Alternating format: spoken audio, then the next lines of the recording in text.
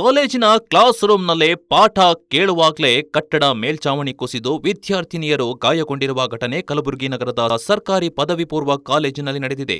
ಏಕಾಏಕಿ ಮೇಲ್ಚಾವಣಿ ಕುಸಿದ ಪರಿಣಾಮ ಸೃಷ್ಟಿ, ಸ್ನೇಹ, ಶೀತಲ್, ಪೂಜಾ ಹಾಗೂ ದಿವ್ಯ ಎನ್ನುವ ವಿದ್ಯಾರ್ಥಿನಿಯರಿಗೆ ಗಾಯಗಳಾಗಿದ್ದು, ತಕ್ಷಣ ವಿದ್ಯಾರ್ಥಿನಿಯರನ್ನ ಜಿಮ್ಸ್ ಆಸ್ಪತ್ರೆಗೆ ದಾಖಲಿಸಲಾಗಿದೆ.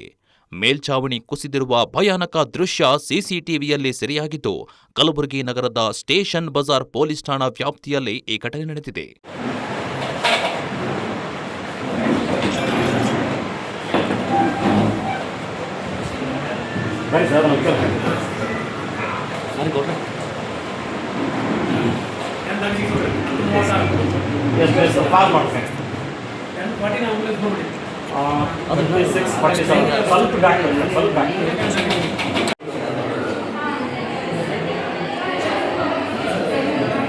ಸಂಪೂರ್ಣ ನ್ಯೂಸ್, ಇದು ನೊಂದವರ ಧ್ವನಿ.